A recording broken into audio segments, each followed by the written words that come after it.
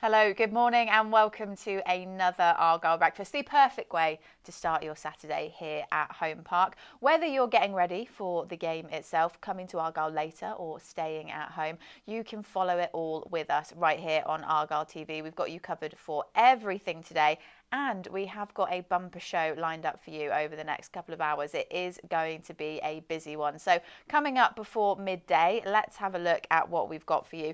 Julio Pleguezuelo will be joining us live in the studio to talk through his career to date, moving from Spain to Arsenal, life in Holland, and now here at Argyle. We'll get the first words of the new CEO, Paul Byrne, who was announced on Thursday night. He spoke exclusively to Argyle TV, and we're going to be hearing from him shortly. So lots to look forward to.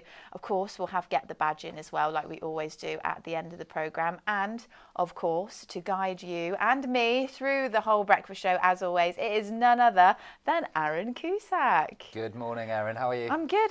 How are you? Very good. Very good. Yeah, another year older this week. Me. You were. I didn't want to mention it. Yeah. You know, because another year older, none the wiser. Hey, I think we're all like that, to be honest. Yeah, and how was your daughter's birthday? Because we spoke about that on last week's breakfast show. Beautiful, sparkly.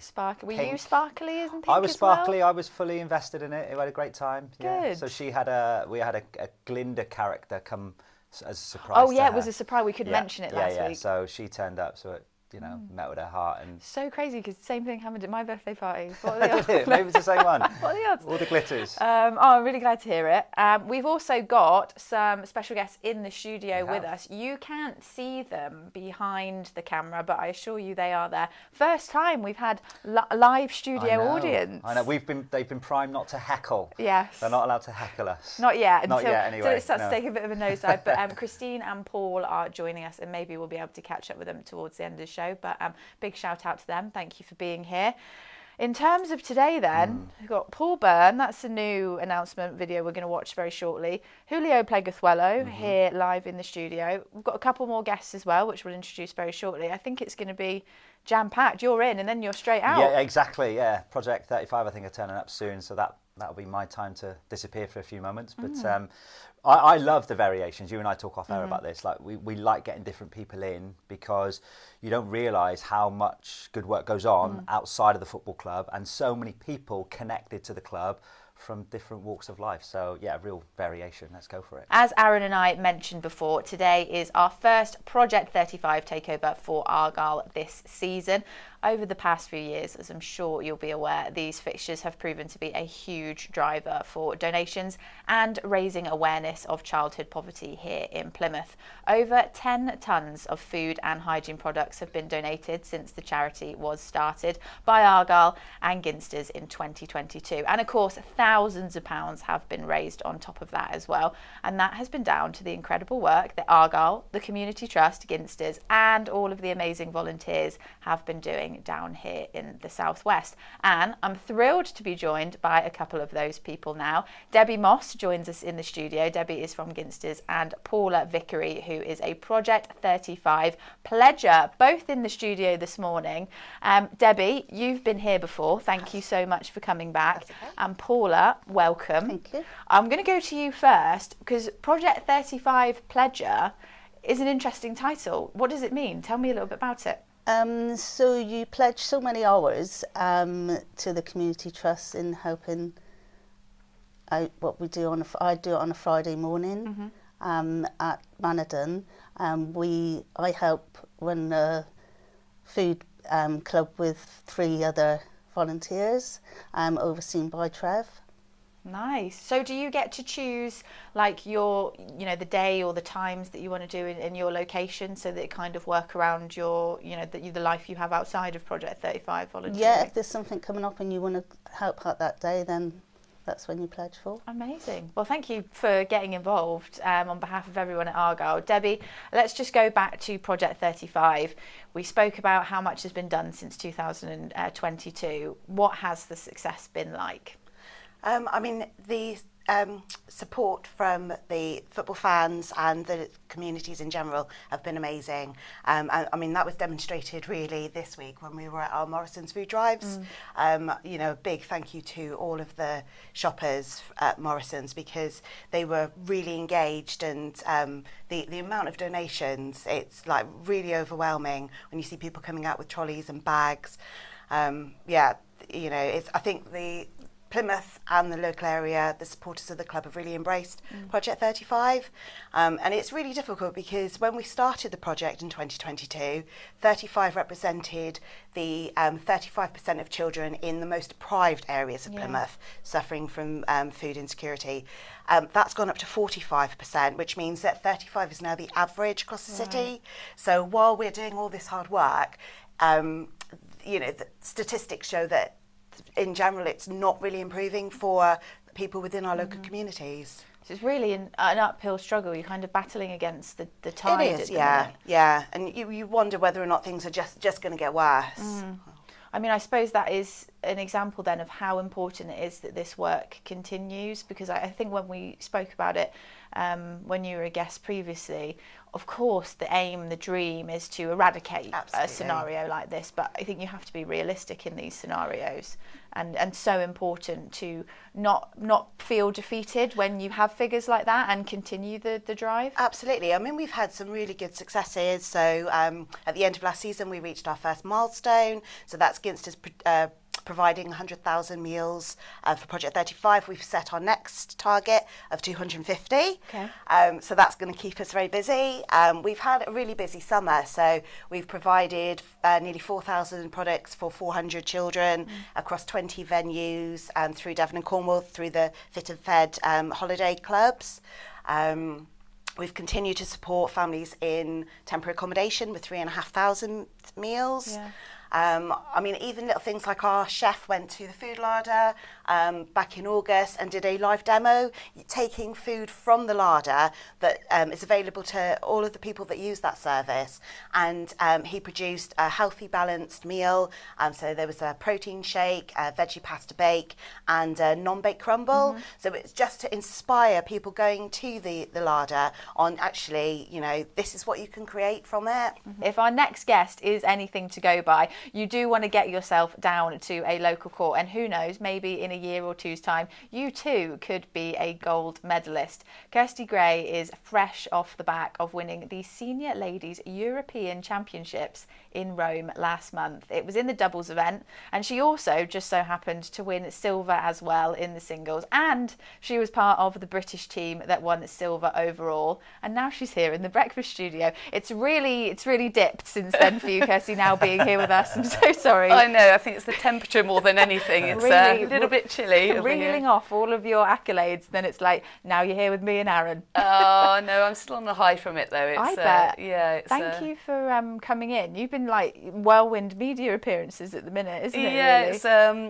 because of the gold medals and that, it's a lot of attentions on me. Yeah. Probably more so from school, if anything else. Of course, the yeah, because children asking for you're a autograph. teacher as well, aren't you? Yeah, PE teacher at Liscard School. So a lot of attention there. You know, I walk in, Miss Gray, can I have your autograph? But they all want to play pickleball now. That's I have great. so many messages. Say, you know, friend requests. I'm like, I'm not sure who you are. Then it will go, where can we play pickleball? Because it's more American, isn't it? Like originally. Yeah, it's in America. They introduced it. Yeah.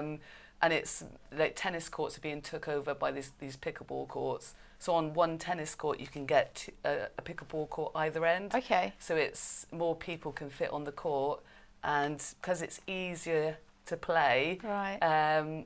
They love it over there, you know, they just all mix in together. It's a big community. Yeah, massive in America. Like, so I have heard of pickleball because, like, from, you know, like famous people in America, like, pick it up and play it as a hobby and stuff. Yeah. But I've actually probably seen it. So what makes it different from tennis? Like, what does it look like if you were to play? Okay, so it's on a badminton-sized court, and it has a plastic ball with holes in it. Different size holes depending on speed and all that. Oh, okay. And a short paddle, but paddle's a different game again, but it is called a paddle. Right. And it's carbon fibre, and because it's smaller, so a tennis racket would be that length. Yeah. A smaller racket is easier to play with because it's closer to your body. Oh, okay. So badminton court, and it's a cross between, it's underarm serve to start the game. Right. And it's cross between table tennis, badminton and tennis, mixture of all the skills together. Yeah, and Does it's... that sound like a bit of you? Oh, absolutely. Did you play pickleball? I've never played it. No. So the game that we're introducing to our students at university is paddle. So, Right. so paddle and pickleball seem to be emerging together, yeah, don't they? that's right. So the paddle has the squash. That's right. So it's like glass. squash and tennis. Yeah, yeah, that's and right. then pickleball is something we're going to cover at modular level for our university students this year in a performance analysis setting, because it's different. Yeah, and because it's accessible and it, like I said, it's slightly easier than tennis. Yeah. They'll get more returns from the rallies and they'll feel more involved. You know, Yeah, and and inclusion is a big thing, isn't it? Oh, it is. You know, belonging. Everybody. Yeah. You know, try to achieve something in the PE setting. Yeah. And you can. I've introduced it at Liscar to a couple of SEN groups. Oh, lovely. We don't set our students, but groups that may struggle, Yeah. and they're rallying, they're hitting, they know how to score. Must be really satisfying. Oh, Yeah. it is. And when they, miss, we've got to rally of 6 or 10, you're like, wow, where before in tennis, outdoors with the wind in this country, the ball's flying everywhere, and it's like, somebody go and get the ball, it's out in the street, and so, yeah. And that's a really interesting point, because we've had people on like Paul Maxwell came on the show a couple of weeks ago, and you know, people have this anxiety of maybe starting a pickle or paddle or going for a run because of the fear of I wouldn't be very good, I wouldn't be able to do it. But if now it's a little bit more easier to play, as soon as you get a little bit of personal success, whether that be a rally, it doesn't have to be winning games, it'll bring them back, won't it? Yeah, you know, any just hitting that, you know, not many people can serve over on in tennis, and just be able to start a game off is, but all ages, because it's a smaller court. You know, my parents have tried it a couple of times and they're 81 and, well, I won't say their ages because they're watching, but they've tried it as well. So it's ages and abilities. Lovely. But it's a one big community. Julio Pleguezuelo is with us, currently out injured, but has spent 2 seasons at Argyle already. And I think it's safe to say one of the most loved players by the fan base. Thank you for being here this morning. Before we go any further, can I triple check I'm pronouncing your name right? Because that was pretty good to me. Okay, but could it be better? Is it Pleguezuelo? Is it? Do you do a thwa? Yeah, with in Spanish the letter C is Puelo. Fuelo. Okay. Better, yeah. I like to practice to make sure I get it right. Aaron was planning on just calling you Pleggy, but I always feel like I need to ask before I can do that. So no, listen, around the place I'm known as Pleggy. Pleggy so, as well. yeah. Okay, great, cool. We're all now on the same page. Make no mistake there, really, isn't it? It's very true. You know? Thank you for being with us. How's your injury going? It's going well. It's going well. Literally, last Wednesday hit halfway through the plan of the rehab. Obviously, sometimes it can be a bit longer, a bit shorter. Just depends on how it goes. But it's going well. Really excited now to get back on the grass. And it's the knee, isn't it? Which it's my left one. knee. My left knee. It was an old injury that I had that I didn't know I had inside my knee. And then after the break in the summer, started pre-season and my knee just blew up and we didn't really know why. So when we went to scan it, we found an old injury there. Yeah. And we tried to manage it without doing surgery. So kind of went okay, then played the Bristol City game. I think we played like 25 minutes and then my knee just blew back up. So we had to do something about it. I mean, we were talking to Cornell Suge last week about his injury, and his was in training as well, wasn't it? Yeah, it so was. I know you were saying obviously the Bristol City game is kind of when it blew up again, but frustrating, I guess, when you're in that training situation and you feel it. I suppose better than just being absolutely sideswiped by someone on the pitch and being taken out, but it's such a difficult thing in football, isn't it? Yeah, well, for me it was a very strange situation because I have actually never had any pain in my knee. Oh, okay. Yeah, so that's why, like, when I went to see the surgeon, he said, listen, if your knee feels fine, let's try and sort this out without having to go in and having to fix it. But obviously the swelling kept coming back up, so at the end of the day, he had to go in and make sure everything was okay. And that's something that fans, we all do, we sometimes forget. So when you lot are playing week in, week out, your body goes through an immense amount of trauma, you know, and you can speak for many where over the course of the season, you might have to have injections to keep playing because your ankles are sore, your hips sore. I know you were playing with a bit of a tight groin last year towards the end of the season. And sometimes we assume a brand new game is starting and everyone's as fresh as they can be when they're actually running on empty, some of them, and obviously that then leads to flare-ups and breakdowns and things like you that. have to also understand that for us players sometimes our pain tolerance is a lot higher than for what a normal person would be. So like we might have an injury like I did, but my pain tolerance is a lot higher, and I've actually didn't realize I had an injury. Where maybe like just a day-to-day person will just be like, oh, my knee, I can feel it. So yeah, I think that's a big difference. Yeah, well, it's a bit like Lucy Bronze in playing with her broken leg for the whole tournament in the summer. So yeah, it's an example. There's no excuse now, Erin, to not go running. Look, we got people, I should never have brought up that Project 35 5K. I'm so let's not get into that. So frustrating that it happened at the start of the season, but I suppose you've had an opportunity to look, not from the outside in, at how the squad's been developing, because you have still been in it, but what's that been like, watching Tom Cleverley come in and the changes that we've had over the summer? And because you're a familiar face here at the club now, so what's that like? Well, it's been a little bit frustrating, to be fair, because I haven't had the chance to really play the Gaffer's football just yet.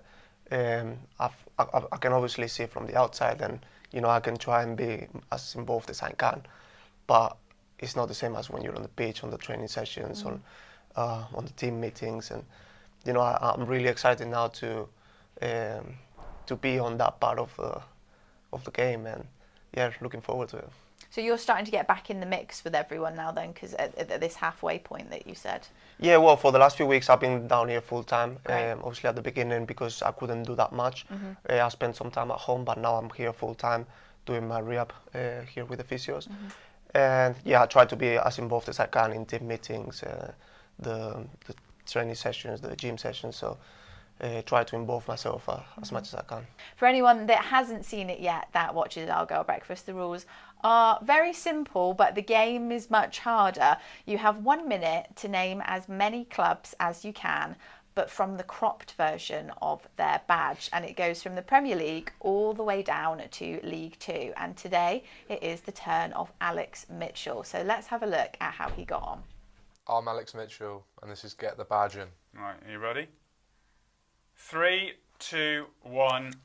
Charlton, Leicester City, Middlesbrough, Tottenham, Grimsby, Everton, United, Blackburn, Sunderland, Arsenal, Bristol City, Coventry, Plymouth, MK, Burton, Wimbledon, Cheltenham, Exeter, Chelsea, Norwich, Doncaster, Newcastle, Wickham, Bromley, Bournemouth, Millwall, Warsaw, Wednesday, Birmingham, Colchester, pass, Northampton, yeah, that's a good one, Derby, QPR, Wolves, Chesterfield. Time's up. Is that a lot? I don't have to do this, do I? No, not right now. You don't have to do it, but you may have to do it. Yeah. Charlie will probably come and find you. He will have to do it. We'll Charlie will come and find you. Let's get studying. That was really good. Yeah, that was, to be fair, that was a baptism of fire. That was really good, because we've seen some horrors. Yeah, so. Me, for example, I got 11. There's the leaderboard. Oh, so Zach stays at the top with 35. Zach Baker, get on, boy. Yeah. Wow. Alex Mitchell then in your new second place with 34, and that was a close one. I've been bumped down. I've gone down a seat. Now, see, what's really sad is last year when we had our 72 and 72 leaderboard, all of the Argyle TV guys, probably bar me, were on the top. We were on the left-hand side on the top, and now complete changeover. All the footballers are visual. Yeah, they like visions. Yeah, they were visual learners and all that. So yeah, I mean watching that was quite scary because of how good he was. That was very good. But you were you know, you were having a go at guessing. How do you think you'd get on when you have to do it? I think looking at part of the badges is a lot easier than, for instance, doing the 72 and 72. I think that's a lot more difficult because you start thinking and then you just lose track, and then once you lose track, you just lost. Well, you've kind of had a little bit of a sneak preview, so no pressure. Fair enough.